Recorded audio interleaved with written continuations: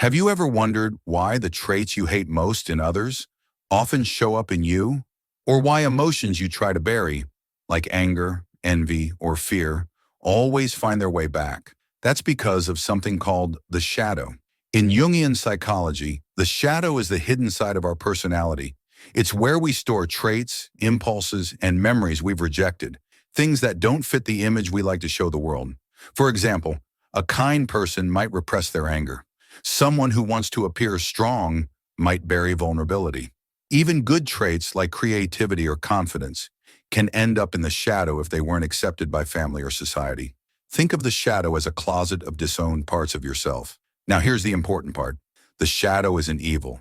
It only becomes harmful when ignored. Repressed anger, for instance, might leak out as sarcasm, passive aggression, or sudden outbursts. But if you face it, it can transform into healthy assertiveness and also defend you from being mistreated. Ambition can look selfish, but it can also drive you to achieve your true calling. Vulnerability might feel weak, but it's the birthplace of intimacy.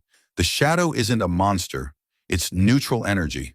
If repressed, it leaks out in destructive ways. If integrated, it enriches your character and gives you authenticity, creativity, and resilience. It makes you whole. So how do you recognize it? Strong emotional reactions. If someone irritates you for no reason, they may be mirroring something you reject in yourself. Patterns. Recurring conflicts or habits you can't explain often point to shadow material. Judgments. The traits you despise in others are often qualities you haven't owned in yourself. The goal isn't to get rid of the shadow, it's to integrate it. Here are practical steps. Journaling. When jealousy, envy, or anger shows up, don't push it away. Ask, what is this really showing me about myself? Writing it down helps you see the deeper truth instead of just reacting. Dialogue. Try writing to your shadow as if it were a person, then let it reply in its own voice. This uncovers hidden needs and feelings you've been avoiding without having to act them out in real life. Creative expression. Art, music, or writing gives the shadow a safe outlet.